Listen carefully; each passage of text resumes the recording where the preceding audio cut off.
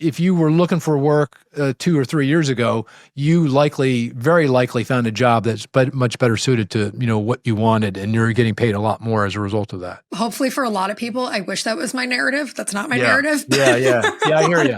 Yeah. Well, that goes back to the elephant. Right. No, and my head was right near the asshole of the elephant. So, but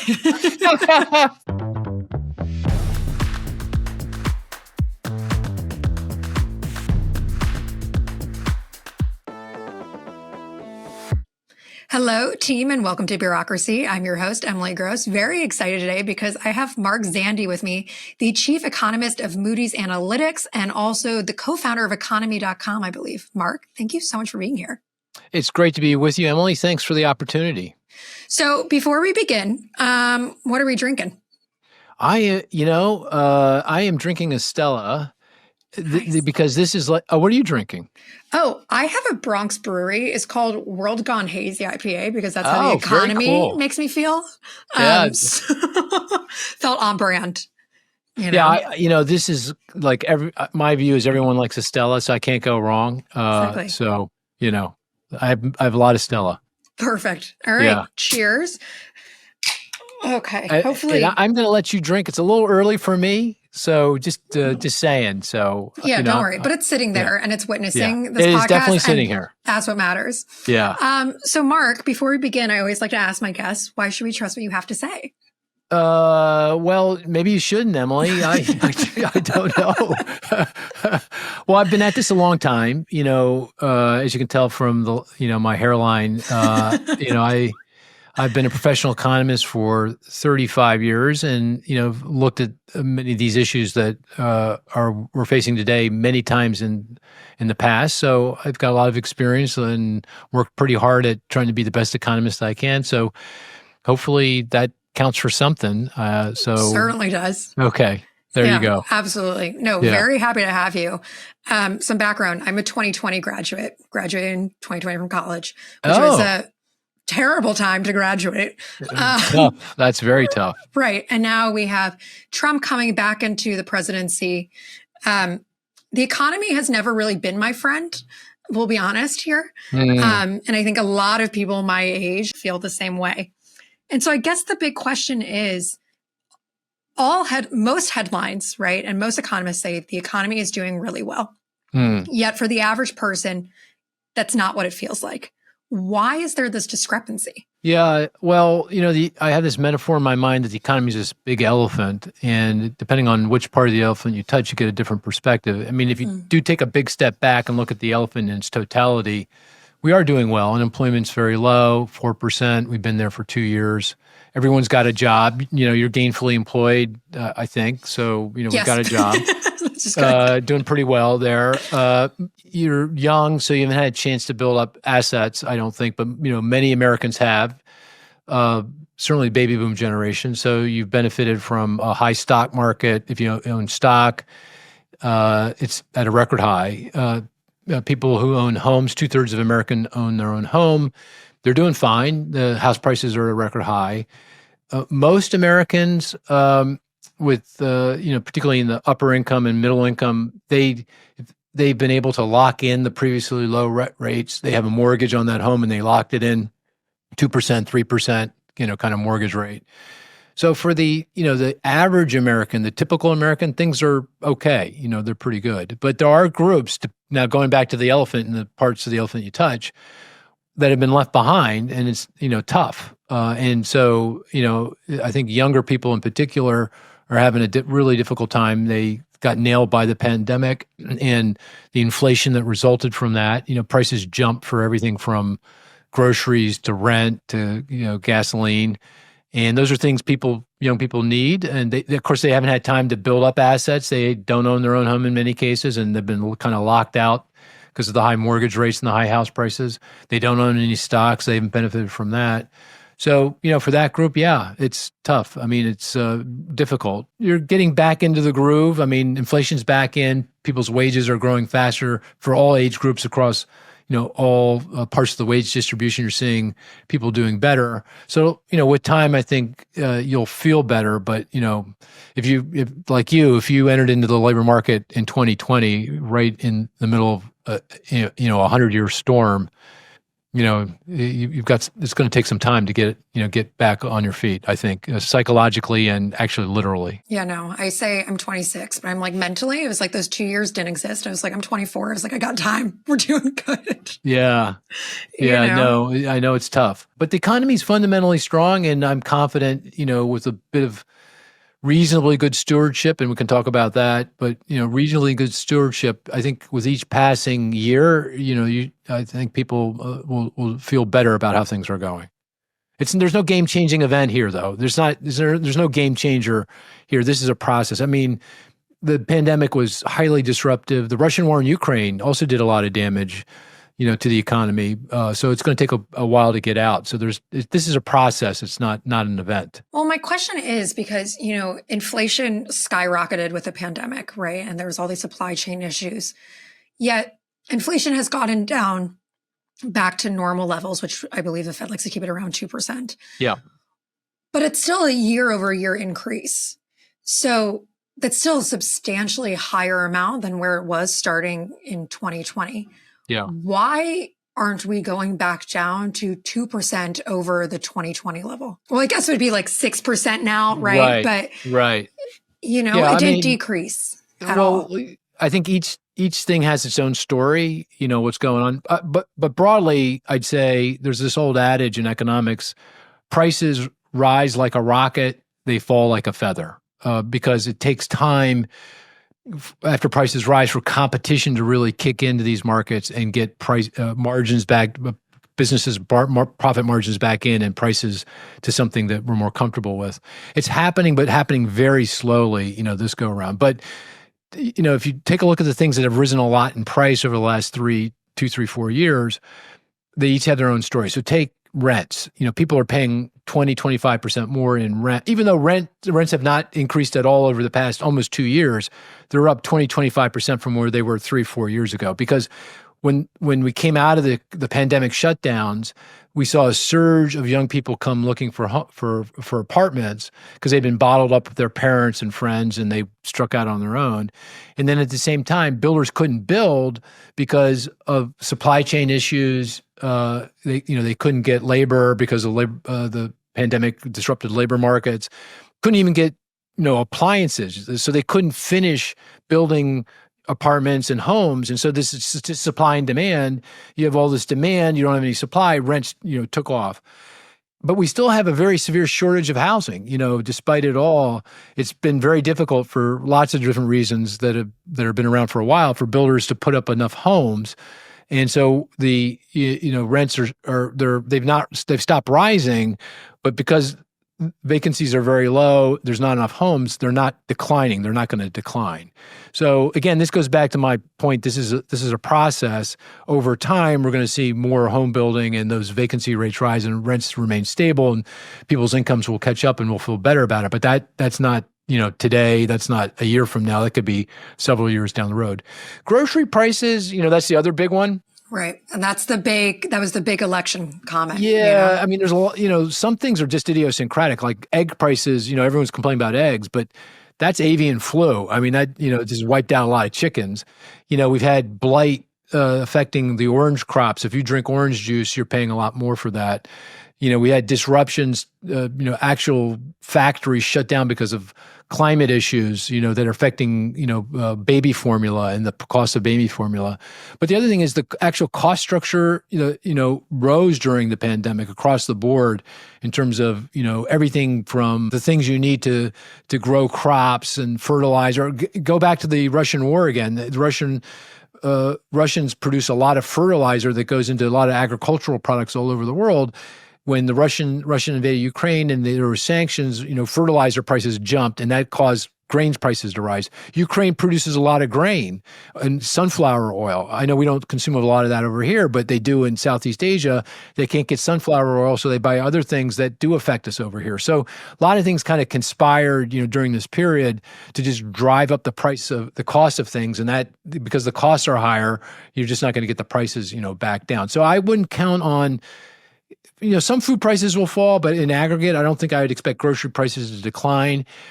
What I would expect is they kind of stay where they are and let incomes catch up. And that's kind of how we get out of this. It's not that we're going to go back to the prices we had before. We're just going to get higher incomes that make it a lot easier financially to pay the higher prices.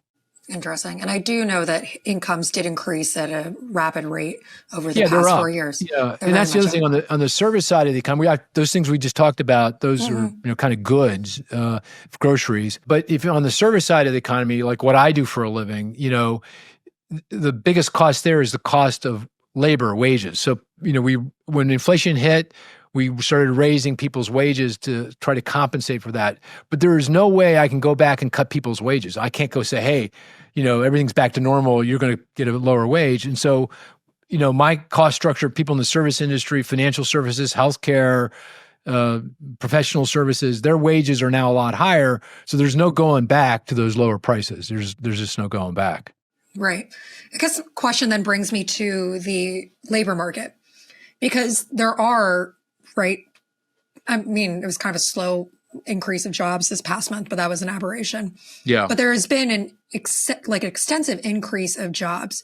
Yet, for the average educated person who went to college and is trying to get a job that relates to their education level, it feels very difficult to find a job.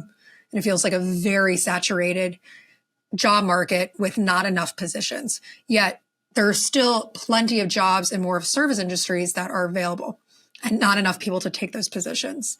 Can you provide any insight into why that is? Yeah. And is that a feeling? Is that real? Like, what's the... I'm a little confused. Yes, I hear what you're saying. Hiring is down. But, take a step back a couple, 3 years ago, everyone was quitting their jobs. Everyone quit their job, right? The quit rate was extraordinarily high, and people shuffled into jobs that they preferred. People found jobs that were consistent with their skills and their education, their talent, their interests. They got better pay. People who switched jobs got bigger pay increases. So, and in fact, if you look at surveys of job satisfaction, like the Conference Board, a trade group that does a lot of surveys, have been doing surveys for several decades on people's feelings about their jobs. People are feeling about as good about their job as they have ever felt about their job. So the shuffling really, I think, was very therapeutic, in a large sense. But now people are in the jobs they like. They're not moving, so no one's quitting. So therefore, no one's hiring. So, if you're coming into the labor market now, you got a tougher time because of that. But now that's going to iron itself out, and I suspect, a year or two down the road, if everything kind of sticks to script, that we'll feel better about that. I mean, there's a lot of script to be written and things happen in here that could derail it. But, if everything kind of sticks to script, people will feel better. But I would take a pushback a little bit there. Please. In that, if you were looking for work 2 or 3 years ago, you very likely found a job that's much better suited to what you wanted, and you're getting paid a lot more as a result of that. Hopefully, for a lot of people, I wish that was my narrative. That's not my narrative. Yeah, I hear you. Yeah, well, that goes back to the elephant. That goes back to the elephant, right? No, and my head was right near the asshole of the elephant. So, but I'm not going to say that, but you can. Go ahead. It's your podcast. Yeah. Thank you. All right. So you talked about if things go according to plan. However, there's a president-elect that is not necessarily known for going according to plan. Yeah. And his economic policies have raised a lot of alarm bells, primarily tariffs. And I got a lot of questions asking you to explain tariffs and who they affect the most and why are economists flagging the alarm about it. Yeah, no, economists don't like tariffs, but these certainly broad-based tariffs, the kind of tariffs that President Trump has been talking about. Talk to 100 economists, I'm sure you'll find 98 to tell you it's a bad idea. I'm not sure who the other two would be, but I'm sure you can find two. And they'll probably be the ones running it. Yeah, there you go. But yeah. I mean, tariffs are a tax. It's a sales tax. I mean, you're just saying for whatever is imported from overseas, wherever it comes from, that is paying the tariff, you've got to pay a higher price. Part of that being the tariff or the tax that goes to the U.S. federal government, and that's if you go back to the tariffs imposed in President Trump's first term, the incidence of the tariff, meaning who pays the tariff, is almost entirely the consumer. Some of it's borne by retailers, distributors, some borne by the foreign country that's producing it. But the strong evidence is that the bulk of it is borne by the consumer. Of course, the other thing that happens is once the U.S. imposes tariffs, other countries don't sit still; they respond. If you go back to Trump 1, when President Trump imposed tariffs on China, China retaliated with their own tariffs on U.S. products. And that did a lot of damage. I mean, if you go back to that time, U.S. manufacturers were in recession. Production and jobs were falling, and the farmers, they got completely crushed because the U.S. farmers send a lot of agricultural products to China. Chinese stopped buying those products, and they got nailed. And President Trump cut checks to the farmers to help them out to get through that period. So that also does damage. That costs a lot of jobs. And then the other thing that not well understood, but really important to longer run is tariffs are very messy to implement. It creates a boatload of uncertainty. So, which products, which countries, over what period of time, and you can get exemptions if you're a business and say, hey, this is hurting national security or it's hurting my business. What do I do about this? In Trump 1, you could get an exemption, and that creates even more uncertainty. And that uncertainty makes it very unlikely that businesses are going to invest. Am I going to actually build a factory in that country? Because they may face a tariff. Am I going to expand out my supply chain in this part of the world? Because that may face a tariff. So you freeze and you don't do the things that you would typically do. You don't invest. And that raises costs, lowers productivity, raises costs, and causes higher prices down the road, so more inflation. So tariffs are very pernicious on lots of levels, and are ultimately inflationary. The very thing that has created so much angst among Americans, here we are, we're now going to do something that is going to bring that right back. Inflation's back in. This by itself will push it back. Now, obviously a lot depends on exactly what President Trump does and when he does it. And I don't think he's going to follow through on the campaign promises or the campaign rhetoric that he espoused during the campaign. But if he goes directionally along those lines, that's going to create some inflationary problems and cause higher interest rates and diminished growth. Tariffs are just a really bad idea. All right, you heard it here, folks. Not a fan. Yep, not a fan. Not a fan at all. When we'll see who's right here pretty soon, because the one thing that's different from President Trump, number one, is in his first term, it took him a year to get going because he didn't really expect to win, I don't think, and he didn't have the personnel in place, and he didn't really understand how to navigate things. Now he does. He knows exactly what he wants to do, and he's going to do it. Yeah, and Project 2025 has been to implement personnel ready to take over day one. Yep. So see how that comes. Is there any chance, I mean, I know the whole concept that he's been saying for tariffs is to encourage American manufacturing. Is there any chance that plays a part into it and does increase American manufacturing? Well, that's certainly what he believes. I mean, actually, I would highly recommend, if folks are interested, he gave a great interview to Bloomberg at the Economic Club of Chicago. It was 3, 4, 5 weeks ago now. You can find it on YouTube. And he was interviewed by a Bloomberg editor who's a globalist, anti-tariff. And so it was a really good conversation and brought real kind of clarity. And he was quite cogent. I mean, I didn't agree with what he was saying, but the way he articulated it was, you could see why some people would buy into it. He goes, look, an American vehicle manufacturer goes down to Mexico to produce and wants to ship it back to the United States. I'm going to impose a 2,000%, I'm making that up, but whatever it was, 2,000% tariff on that vehicle. And by so doing, that vehicle manufacturer is never going to go to Mexico. Therefore, I'm preserving a job in the United States. Yes, but your Mexico could easily retaliate and say, look, I'm not going to buy your machine tools because I don't need them to produce the car. I'm going to put a tariff on that, so I'm going to lose a job over here in the machine tool industry. By the way, the manufacturing base, which is where these tariffs play a role, because we're talking about imported goods, manufactured goods, only employs less than 10% of Americans, probably closer to 7-8%. So it's very small in the grand scheme of things. And in a very good year, it may produce 10, 20,000 additional jobs, not 100,000 or 200,000. So it's not a lot. So it's not going to be this big job creator engine of economic growth, even if it did work, and it's not going to work. But even if it did, we're not talking about a lot of jobs. High risk, low reward is what I'm hearing. Yeah. I again, we'll see. We'll see here how pretty it plays soon. out. We'll see how it plays out. But I'm, opine about many things. Some things I'm confident in, some not so much. This is the thing I'm confident in. There's many things I'm not as confident in, but this one I'm confident in. It's not a good idea. Now, I don't know if I mentioned this, but fortunately, President Trump, I believe, is a pragmatist. I think at the end of the day, he wants the economy to flourish, and so and he's also focused on the stock market. So if the stock market starts going south, and it will, if I'm right, it's going to start throwing up all over, this policy. And we only talked about one. There's others that are going to lead down the same path. Then I think he'll respond to that. So I don't think he's going to take us over the cliff. I don't think that in any respect. I think he'll pivot, and he'll say, and he's very good at snatching victory from the jaws of defeat. Because he'll say, I won. I got a great deal, whether it is a great deal or not really relevant, at that point. Right. Well, another big policy that that was on part of the campaign trail was no tax on tips.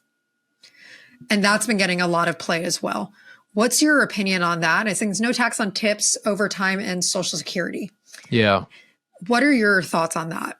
It's not going to happen. I just don't. It's not going to happen. It's going to be very costly to do, and it very, in the case of tips, very difficult to implement because as soon as you don't tax tips, then everyone's going to change their income to tips. It's going to be, this is a tip. It's not income. It's a tip. Therefore, I get a lower tax rate. So it's going to be a complete mess. And for most. The people you really want to help, folks that are getting tips are folks that aren't paying taxes because their income is too low for it to really matter. So you're not really helping the people you really want to help. If you really wanted to help people, you do something like an earned income tax credit, which there's a lot of support for, bipartisan support for, expand that or extend that out to, to more people. But the tips is just very problematic in terms of its implementation, and it's just not targeted well to trying to help the people you want to help. Social Security, you're just going to drive the Social Security Trust Fund to insolvency just quicker than it would have been otherwise, because it's a bit of an accounting fiction, but that money goes into a trust fund that is used to pay beneficiaries. So if you don't tax it, then you're just going to get there a lot quicker. So I just don't see him going down that path. I just view that as, when you're campaigning, some of it is real, some of it is just signaling. You're just telling the voter where your mind is and where you in theory would go, so that they can kind of get a sense of it. But some of it is just bullshit. But that's fine too. Yeah. I don't go that far because look, that's nice. Yeah, they're trying to say, I want to cut taxes. Here's some taxes I want to cut. Take me seriously, but don't take me literally. That's the line. And I think that applies here.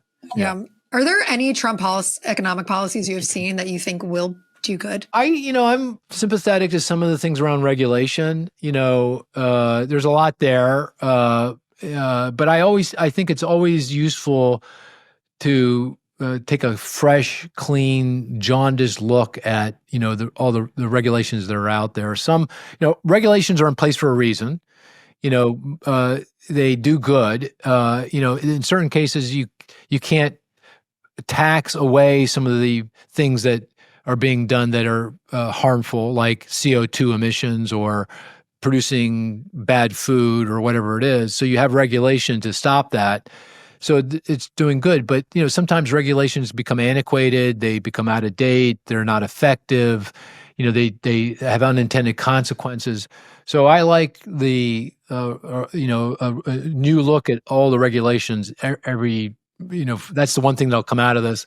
Some of the regulations they want to change, I'm not a big fan of, like reducing environmental regulation on electric utility plants. I'm not in favor of that. But on the other hand, maybe, some of those regulations are not very effective in what they do and they just add to cost. So not a bad idea to take a, good hard look at it.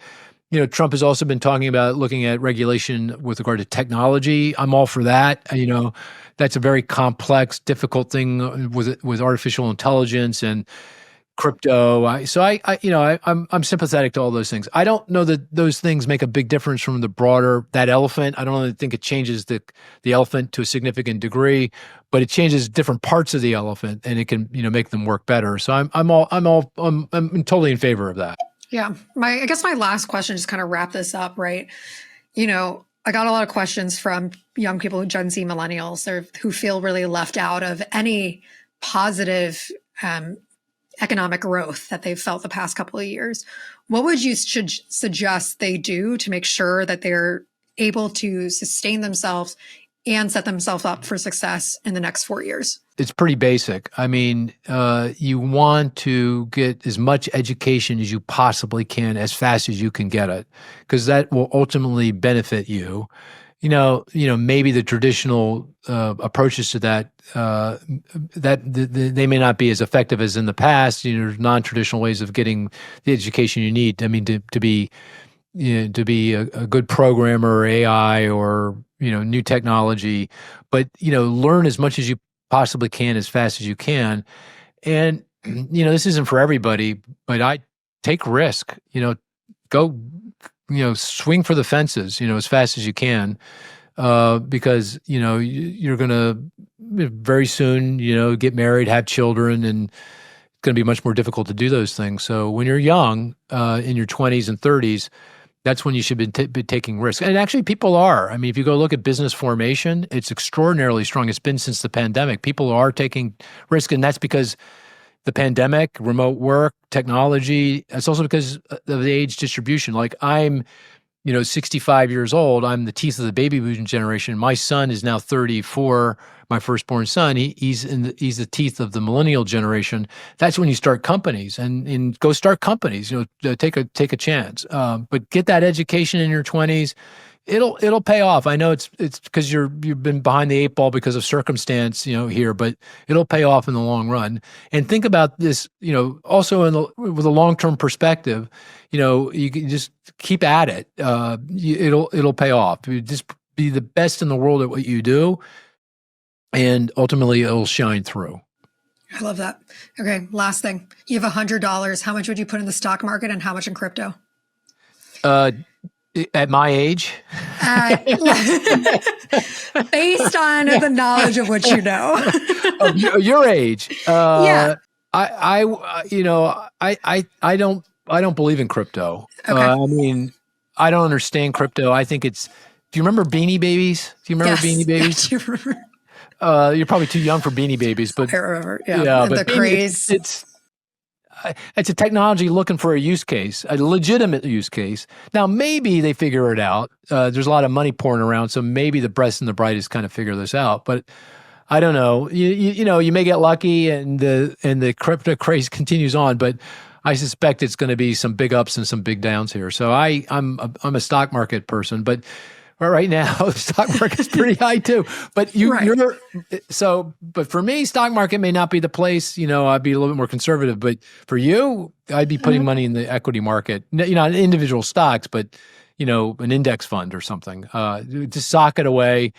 And if you've got conviction, if you think about these things, if you're interested in investing and there's a stock you really like, then, invest in that. So if you could have bought Tesla or, Meta or, Microsoft or, whatever it is, 5-10 years ago, or Nvidia, you should try that as well. But, broadly speaking, I'd be much more. I think it's much more prudent to be investing in the stock market than in crypto. Good to know. I'm going to go take a hard look at my Coinbase account after this. Yeah. I'm sure you're up. I am up right now, which is pretty good. I'm sure you're up. We'll see. We'll see how it goes. But Mark, thank you so much for doing this. I really appreciate it. Anytime, Emily. Thanks for the opportunity. Really appreciate that. Thanks so much. I'm your host, Emily Gross. We'll be back next week with another episode of Bureaucracy.